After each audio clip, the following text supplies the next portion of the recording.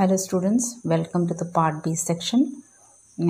Today we will be discussing the question answers of a photograph. ആ പോയിമിൻ്റെ മൊത്തം question answers ആയിരിക്കും ഇന്ന് discuss ചെയ്യുന്നത്. I will read out the questions for you and also the answers. Since ഇത് വളരെ സിമ്പിളായിട്ടുള്ളൊരു പോയമായിരുന്നു, നന്നായിട്ട് എലാബറേറ്റ് ആയിട്ട് ഞാൻ ഇത് എക്സ്പ്ലെയിൻ ചെയ്തിട്ടുണ്ട്. Hope it will be easy for you to understand. ഈ ക്വസ്റ്റ്യൻസും വളരെ സിമ്പിളായിട്ടുള്ളതാണ്. We'll be discussing the questions. I'll read out question number 1. What does the word cardboard denote in the poem? Why has this word been used?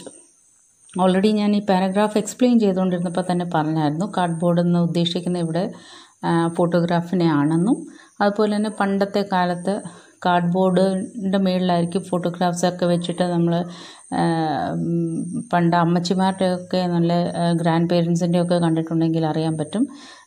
ഒരുപാട് ഒരു 10-50 വർഷത്തിന് മുമ്പുള്ള photographs എല്ലാം ഒരു കാർഡ്ബോർഡ് രീതിയിലായിരുന്നു അവർ ഫ്രെയിം ചെയ്ത് വയ്ക്കാറുള്ളത്. അപ്പം ഇതും അതാണ് ഉദ്ദേശിക്കുന്നത്.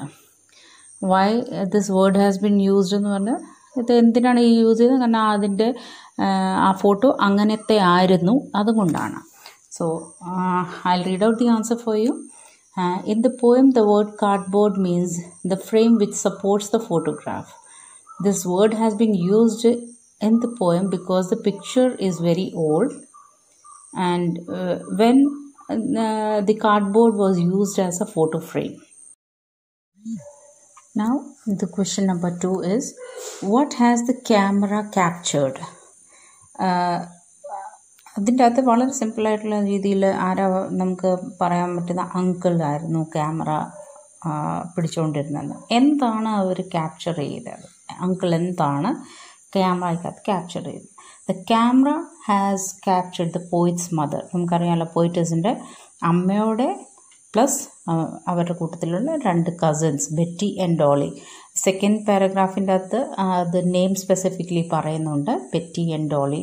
അത് എവിടെയായിരുന്നു? ബീച്ചിലായിരുന്നു. അപ്പം അതിൻ്റെ ആൻസർ അങ്ങനെയായിരിക്കും. The camera has captured the poet's mother and her 2 cousins Betty and Dolly on the beach.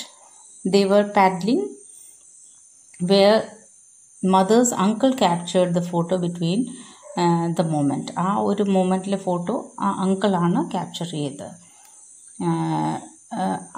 അത്രയും ഉള്ള ആ ഒരു ആൻസറിൻ്റെ എന്താ ക്യാപ്ചർ ചെയ്തതെന്ന് ചോദിച്ചാൽ അതിൻ്റെ ആൻസർ ഇത്ര മാത്രമേ ഉള്ളൂ. അത് അവനോൻ്റെ വേർഡ്സിൽ if it all you feel comfortable in changing the words you can very well do that. Coming to the third question, what has not changed over the years? Does this suggest something to you? In the lines, and the sea which appears have changed less. ഈ ഒരു സെൻറ്റൻസിനകത്താണ് സമുദ്രത്തിനെ പറ്റി പറയുന്നത്. that it has not changed. Whereas her mother and her cousins grew older. Whereas the poetess mother and her cousin grew older. The sea symbolizes eternity and immortality. Human being has a lifespan and has to die one day. ഒരു ദിവസം മനുഷ്യർ എന്തായാലും മരിക്കും എന്നുള്ളത് അറിയാം. അപ്പം അത് ഞാൻ തിയറി പാർട്ട് എക്സ്പ്ലെയിൻ ചെയ്തപ്പോൾ തന്നെ ക്ലിയർ ആയിട്ട് ഞാൻ അതിൻ്റെ അകത്ത് ഇത് മെൻഷൻ ചെയ്തിട്ടുണ്ടായിരുന്നു. ലൈഫ് പെർമനൻ്റ് അല്ല, പക്ഷേ നമ്മൾ ലിവിങ് തിങ്സിനാണ് അത് കൂടുതലും ആപ്ലിക്കബിൾ ആവുന്നത്. പക്ഷേ നേച്ചറിൻ്റെ അകത്ത് ഒരുപാട് ചേഞ്ചസ് വന്നാൽ പോലും ബീച്ച് അങ്ങനത്തെ ഉള്ള ഏരിയ സമുദ്രത്തിൻ്റെ അകത്ത് നിന്ന് അതിൻ്റെ അകത്ത് ഷേർലി ക്ലിയർ ആയിട്ട് പറയുന്നുണ്ട് that there was no much change. Question number 4. The poet's mother laughed at the snapshot. What did this laugh indicate? പോയിറ്റിൻ്റെ മദർ ഈ സ്നാപ്ഷോട്ട് കണ്ടിട്ട് സെക്കൻഡ് പാരഗ്രാഫിൻ്റെ അത് മെൻഷൻ ചെയ്തിട്ടുണ്ട്. ആ പഴയ മെമ്മറീസ് ഓർത്ത് ചിരിക്കുമായിരുന്നു ആ ഫോട്ടോഗ്രാഫ് നോക്കിയിട്ട്. അപ്പോൾ അതിൻ്റെ ആൻസർ നമുക്ക് എഴുതാം. The poet's mother laughed at the snapshot, recalling her favorite past memories. പഴയ മെമ്മറീസൊക്കെ റീകോൾ ചെയ്തിട്ടായിരുന്നു പോയിറ്റസിൻ്റെ മദർ വളരെയധികം സന്തോഷിച്ചതും ചിരിച്ചതുമൊക്കെ.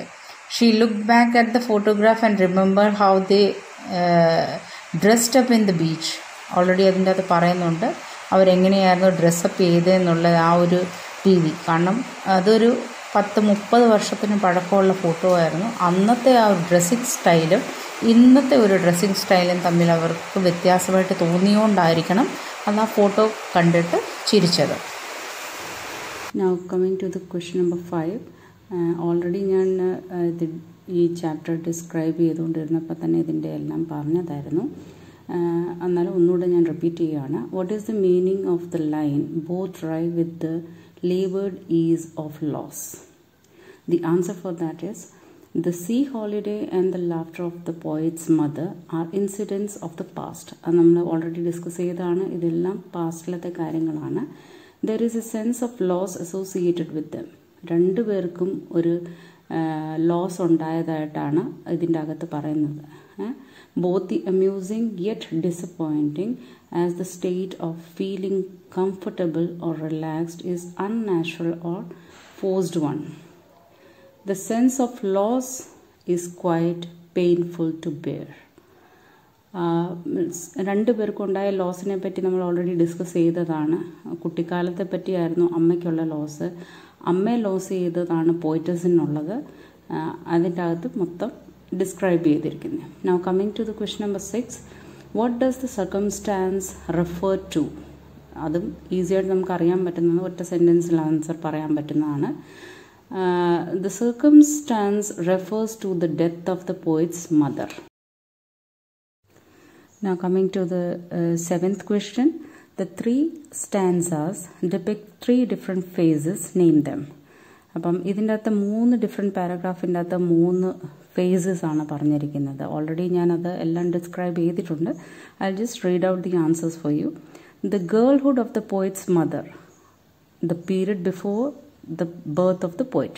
ആ പോയിറ്റസിൻ്റെ ജനനത്തിന് മുമ്പിൽ ഉള്ള കാര്യങ്ങളാണ് ആ ഫസ്റ്റ് പാരയിൽ പറഞ്ഞിരിക്കുന്നത്. സെക്കൻഡ് പാരയിൽ her middle age, the period during the childhood of the poet. രണ്ടാമത് ചൈൽഡ്ഹുഡിൻ്റെ. മൂന്നാമത്തെ period of the death of the poet's mother. ഈ 3 പീരിയഡ്സ് ആണ് ഈ 3 പാരഗ്രാഫിൻ്റെ അകത്ത് ദി ഫോട്ടോഗ്രാഫ് ഉള്ള ചെറിയൊരു പോയത്തിൻ്റെ അകത്ത് പറഞ്ഞിരിക്കുന്നത്. Hope everybody understood the chapter very nicely. എന്തെങ്കിലും ക്വസ്റ്റ്യൻസോ കാര്യങ്ങളോ അല്ലെങ്കിൽ ക്വയറീസോ ഉണ്ടെങ്കിൽ നിങ്ങൾ മെസ്സേജ് ചെയ്താൽ മതി.